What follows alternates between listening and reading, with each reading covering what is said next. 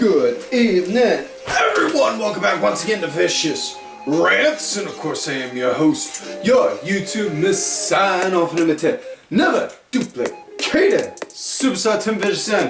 Gonna go over Raw this week. Was in Greenville, South Carolina. Now, before we do, just like always, we're gonna switch gears and talk about last week via the SmackDown Rewind and the big highlights from last week's SmackDown. Show started out with the contract signing for Roman Reigns and LA Knight. Yeah, dummy. Yeah, let me talk to you. And it went just like any other kind of contract signing would have gone.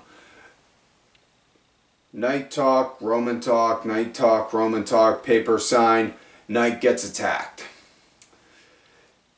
Fast forward to partway through the show, Roman talks to Jim, talks about on how, what was that? I ran the play. That wasn't the play we called. I made an audible. You're going to go out there and you're going to run a new play. And I'm on the injured reserve. You what? I mean, I'm not. I'm active. I'm good to go. That's what I thought. Wise man. Yes, my tribal chief. Go and make it happen. Make the match happen. Yes, my tribal chief. Forgive me, my tribal chief, but just to make sure I understand. The match you want to happen is Jimmy Uso and LA Knight, correct? Yeah. That's what I thought. Thank you, my tribal chief. Fast forward to the end of the night, Jimmy, or Jim Uso, as he likes to call himself now, had a match against LA Knight, yeah, and decent match. Knight got the win, no shock. This Friday coming up is the go home to Crown Jewel. I'm going to put it out there now, that way those of you that watch, and trust me, again, still thankful for every viewer I get, those of you that watch, I'm not going to be covering the Crown Jewel show. I'll go over highlights, but that's going to be about it. Back to the SmackDown Rewind, though. Other highlights from the show, Carlito and Santos Escobar had a tag match against the Street Profits, and Profits got the win, but honest to God, my biggest takeaway from this match more than anything, good God almighty, the Profits got new music. And it's like, damn. Now that's something that I can that's something I can groove to, dude. Damn, that's some good shiz. That's some good shiz there, right there. Yeah, I dig it. I dig it. Shotzi had a match against Chelsea Green, and okay, I'm just gonna say this now. If you have not, go out of your way to see Shotzi when she was all dressed up for Halloween Havoc as Lady Pinhead. And, well, yeah. You know, I would go into detail about what I thought on that, but I'm pretty sure I can't say those comments without getting a sponsorship from like Blue Chew or Viagra. So, either way, let's leave it at that, but wow.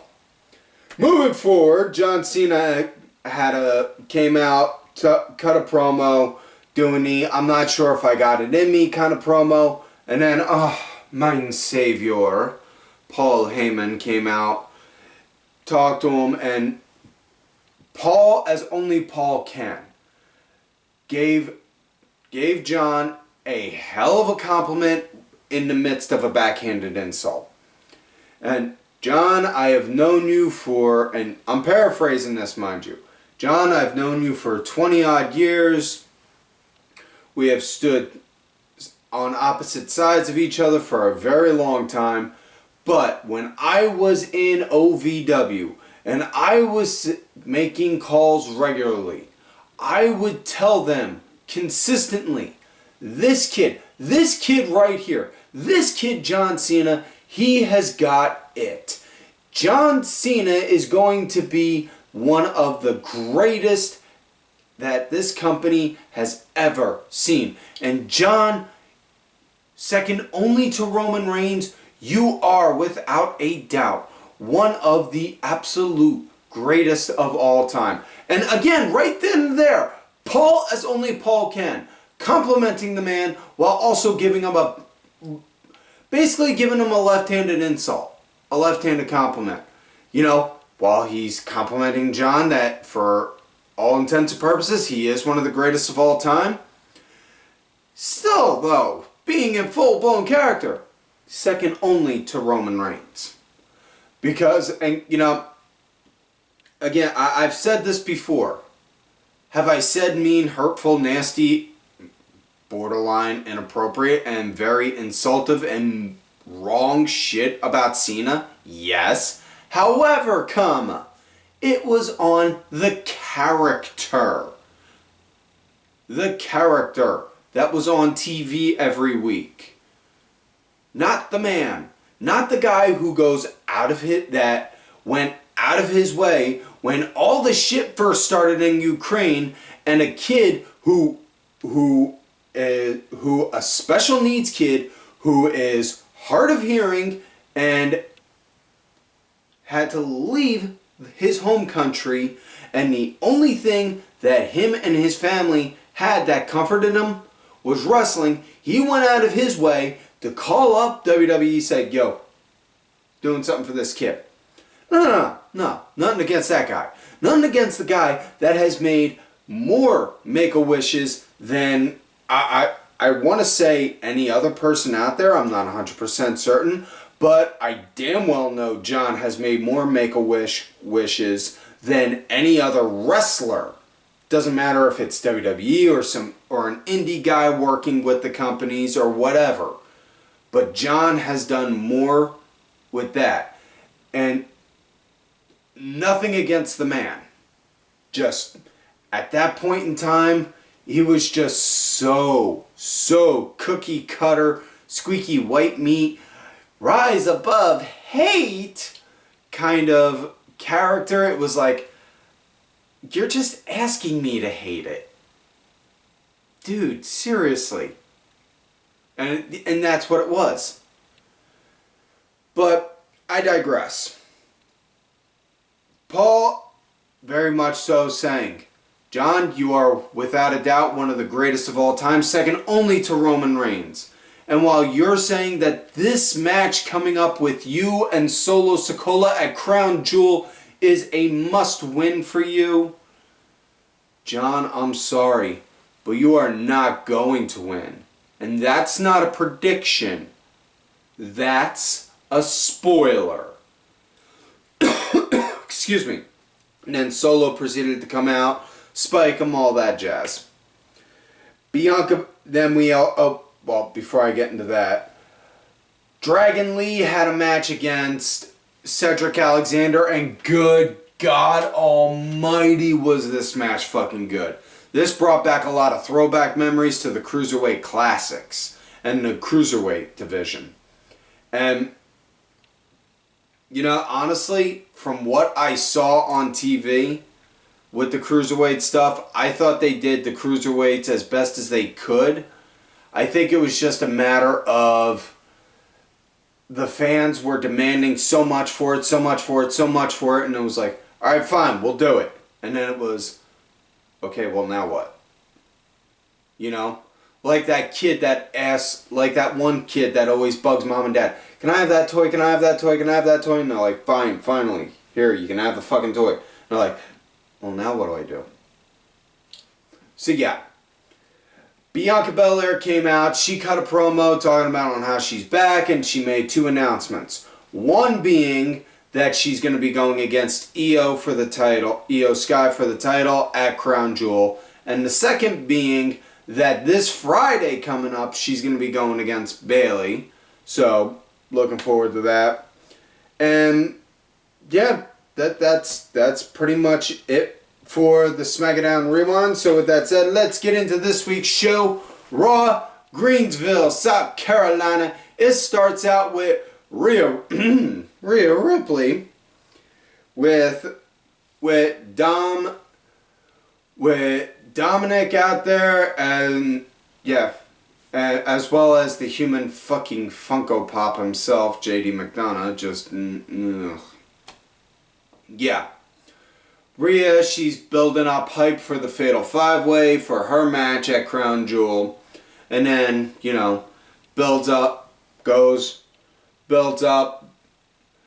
Dominik for his match coming up with, yeah.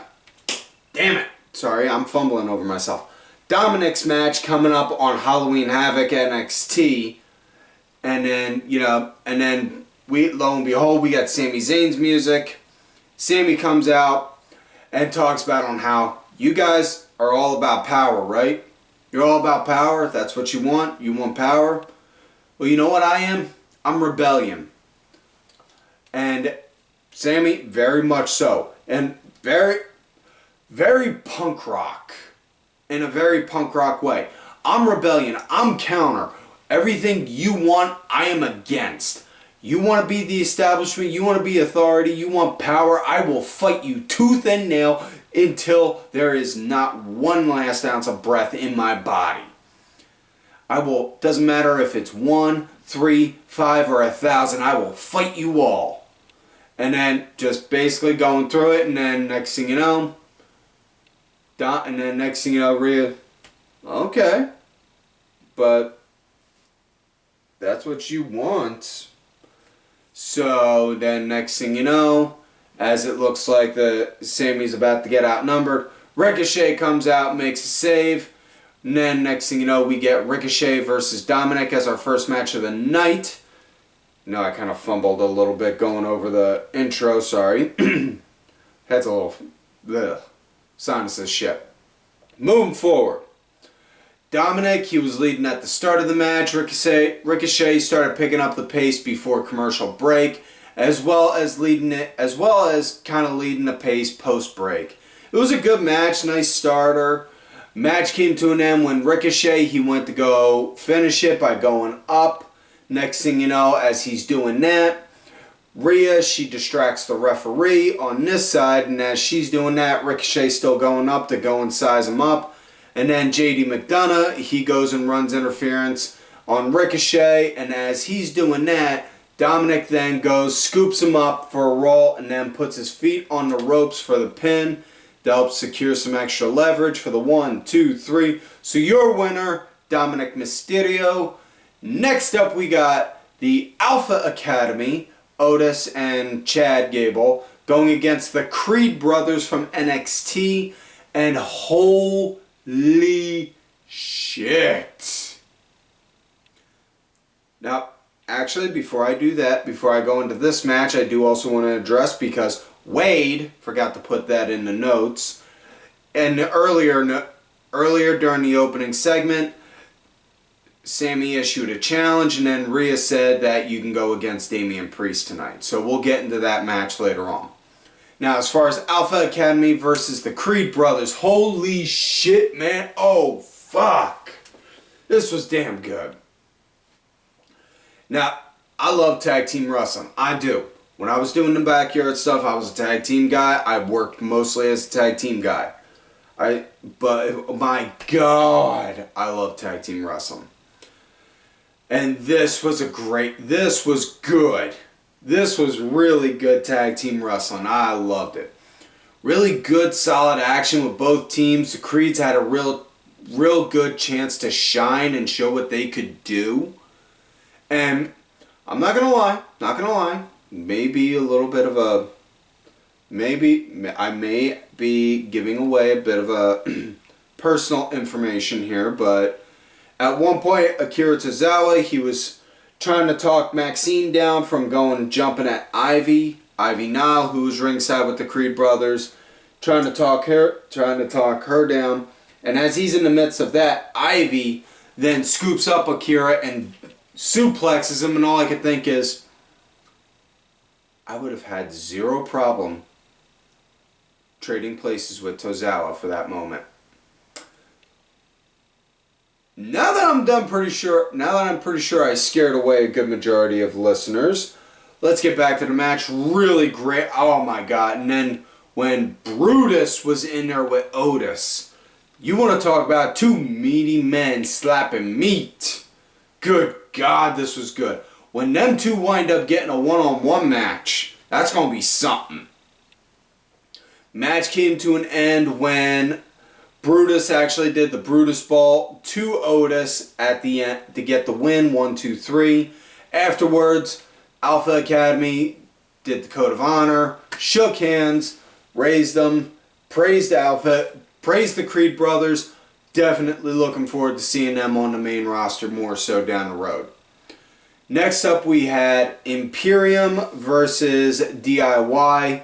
And this came to be because, excuse me, there was supposed to be a Miz TV segment where Miz was interviewing Gunther.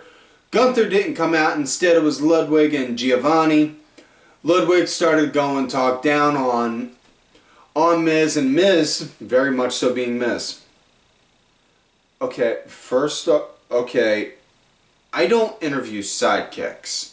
So, I'm not talking to you, and if he's the sidekick, you, pointing to Giovanni, must be the third wheel.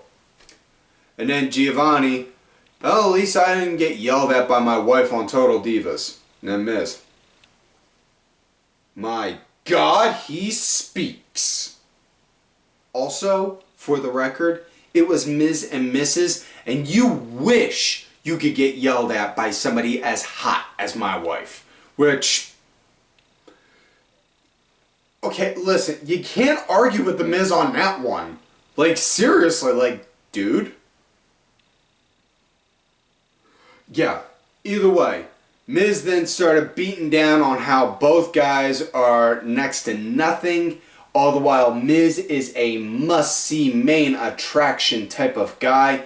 And then Gunther came out, and Gunther completely went and verbally threw every shot he had at Miz, saying, you know, you say you're a great entertainer, you're a great attraction, you're this, you're that. And that may all be true. But when it's time to step into the ring, when it's time to perform, that is when you are out of your league, because I am the greatest professional wrestler in this company. And that is why I am the greatest Intercontinental Heavyweight Champion in all of WWE history. And then Miz started going over his accolades. Yeah, you want to talk about greatness? I was showing how great I was when I won my WWE Championship off Randy Orton. I was showing the world how great I was 10 years later, winning it again. I was showing the world how great I was main eventing WrestleMania against John Cena. I was showing the world how great I was winning the tag team titles 9 times. I was showing the world how great I was making that very title you carry mean something again. And just Miz and Gunther, they went blow for blow with each other promo-wise, and it was a hell of a good segment. At the end, Imperium, they smashed some pumpkins. Miz threw a couple shots, tossed out Ludwig and Gio, and then went after Gunther to no avail. We wind up seeing backstage, though, Miz talking to Adam Pearce, insisting he wants justice over what Imperium did to him, so he wants a shot at Gunther's Intercontinental Championship. Then Pearce says, listen, I have some other people that were discussing on the same thing, so they've made it official as of this next week on next Monday. It's going to be Miz, Bronson Reed, Ivar, and Ricochet in a fatal 4-way to see who faces Gunther for the Intercontinental title. So, as Miz is walking away, beaten, disheveled, and humiliated, out comes DIY. So now we get to this match. And good God, DIY, Johnny Gargano and Tommaso Ciampa did not look like they missed a step. It's been a minute since they tag teamed. And I'm not going to lie, I haven't kept up to date with stuff that happens on the house shows or live events, however you want to refer to them. I haven't kept up, so if they were on those, I don't know. But this is my first time seeing them tag teaming on TV in a couple years. And it does not look like they missed a beat. And wow, it was good. It was good. I loved it. You know, Johnny, he wound up being the punching bag for a good bit, and then Tommaso Ciampa got the hot tag in, started cleaning up house. It was a good match. I dug it. I wouldn't say it was as good as the Alpha Academy and Creed Brothers one, but for the sense of that, I really like DIY. It was really great to see DIY back and in this level of a match. DIY got the win when Giovanni, he went to go for a moonsault, missed, hit the canvas. Johnny came in, Johnny got tagged in, and then they both did the double knee to the face. They're now calling that move the meet in the middles for the 1, 2, 3. Next up, we got women's action. Candice LeREA, which, reminder, Candice LeREA is tougher than you, going against Xia Li. And this, now Candice, she fought hard at the start, but Xia, she was real aggressive once she got her bearings, and it was, that's pretty much it right there, because Xia did a spin kick, caught Candice, rung her bell, ref called for a stoppage.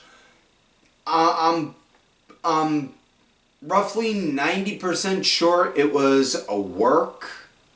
I'm not going to say it was. I'm not going to make guarantees saying it was or wasn't.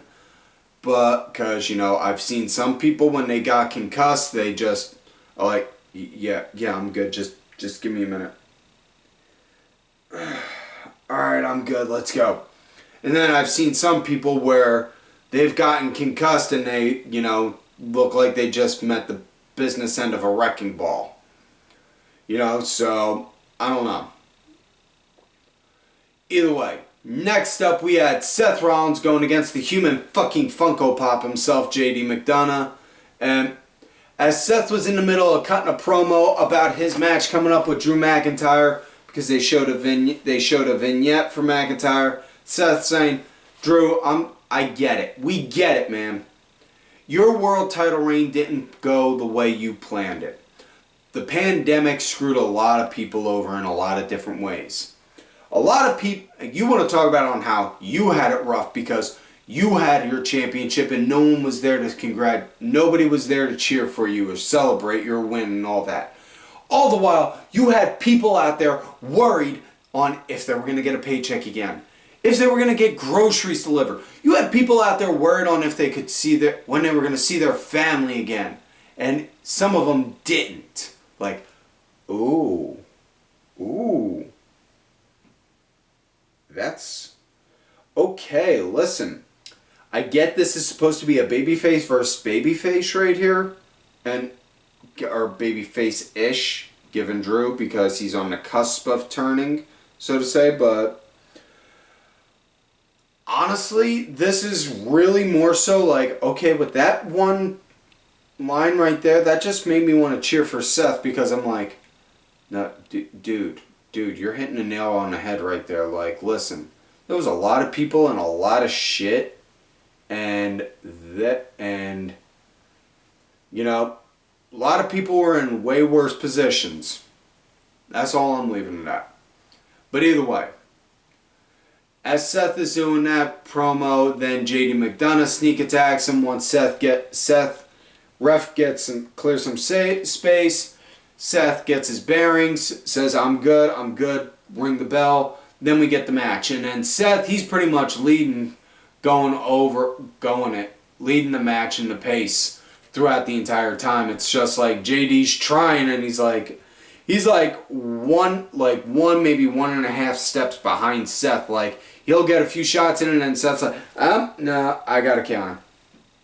You know?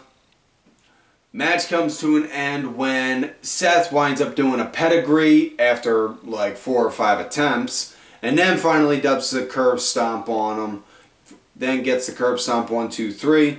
Priest was out there trying to do some mind games on Seth, teasing like a potential cash in, and then Seth just all the while staring at Priest while doing the pin, and then getting in his face. Do it. Come on, make your day. Make it. Make history. Cash in. Do it now. Never happened. Next up, we got another women's match. Natayla versus Chelsea Green in a trick or street fight. And, okay, Natayla came out dressed up like she was trying to look like a dummy mommy. Which, for the most part, worked except for the bunny mask. Like, you know, if you didn't have the bunny mask, that probably would have worked. And then Chelsea came out dressed as Bret Hart and Piper Niven dressed as Jim the Anvil.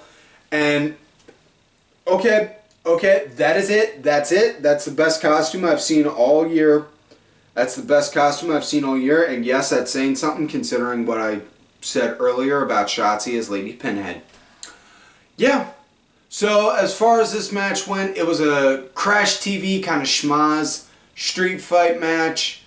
It was decent. It was decent. Honestly, the best part of it was at one point there was a table in front of the commentator's table with jack-o'-lanterns. Chelsea went to go pick one up and was like, nah, and then put it down like it wasn't big enough. Went to pick another one up like, nah, it's not big enough. And then put it down. Went to go pick another one up and was like, wait, what was under that second one? Picks it up again. Sees just Nikki Cross there, sitting there. All the while, just in that kind of blank stare. And Chelsea like, ah! Freaks out and then the pumpkin drops on her head. I fucking popped for that. Like, yeah, that's pretty cool. That was pretty fucking cool. All the while, Wade Barrett and Michael Cole are like, is that real? Is that real? Cole is like, no, that's really Nikki Cross. I saw her nose twitch. And Barrett's like, no, that's like a wax dummy or something. That's got to be like a wax dummy. So, yeah, I thought that was funny. But match came to an end when Chelsea hit the I'm Pretty Her. So, 1, 2, 3. So your winner is Chelsea Green. Okay, I'm not my best Samantha Irvin impression, but either way. Now we come to main event of the night. Damian Priest versus Sami Zayn. Really, really good match. Priest, he was leading it. He was leading into the break and a good bit into the post. It was decent, but trying to think the right way to phrase this. It was decent, but it wasn't like a, oh man, this is such a cool main event for Raw kind of match. You know?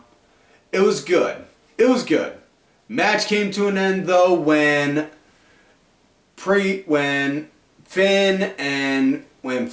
Damian, and Rhea, they were going and running interference, trying to help Priest, and then Jey Uso comes out, takes out Dom and Finn, and then as he does, then he gets in the ring, and then boom, pops a super kick right onto Priest. Excuse me. Right as he does, that's when the ref ref calls for the bell. And you could see Jey just looking like, man, fuck, I had to call for a win for him. But it was like one of those, man, I fucking hate that they had to do that, but they had to kind of moments. But did that, then they went and then it started to become a 3-on-2 beatdown, and then Cody Rhodes came out. Cody evened things up, and then JD McDonough came out of nowhere to try and help level the playing ground. Shoot out Priest like, no, you go ahead, you get out of here. And then McDonough just got straight up murked. He got beat to shit. Like, he got tore up. He got hit up by Zayn, and then Cody was like, no, bring him over here. And they gave him not one, but 2 crossroads onto the commentating table, which was not rigged to break. So he hit that, and it was just like, oh, damn. Ouch, baby, ouch. Yeah. So with that said, that is it for this week's show, folks. So please don't forget to, excuse me. So that's it for this week's show. So please don't forget to like the video, subscribe to the channel, go back, watch some of the episodes when you can. Look for me on the Twitter at Tim Vicious. Also on that Threads gimmick, Tim Vicious there. Also Blue Sky if you're on that. Folks, thank you to my executive producer, LeREA Ben, who did provide the music for this week's show. Make sure y'all check it out. It's on iTunes, Spotify, YouTube, SoundCloud, and such. Details are down below. Also, thank you to contributor of the show, LFC Lingerie Fighting Championship. A little bit of wrestling, a little bit of MMA, and a lot of attractive women wearing a little bit of nothing. Also, folks, LFC is on Tubi, so it costs $0 to support them. Much like, although if you do want to throw out a few dollars to help support some shows, help support this one by going to whatamaneuver.net for some Vicious Rants apparel. We got t-shirts, tanks, hoodies, kids tees, toddlers, baby onesies. Perfect gift for somebody you love, somebody you hate, or if you just need to get a shirt and give to Goodwill because you don't want to give up any of yours. It's a good idea, folks. It helps with the show, helps pay the bills. Thanks to you guys over the summer, we were able to get an AC unit. Christmas season's coming up, and I got a very physically active 14-year-old, so you'd be surprised on how much sporting equipment costs. And with that said, folks, don't forget to check out all of these cool... Excuse me, sorry. Post-nasal drip. With all that said, please don't forget to check out these cool ass cats on Twitter. Kenny Killer DSB_IV Diabolica RA Sergeant Curry Pants and Dubs in your face. And folks, like I always say, y'all, you love me great, you hate me. Fuck you.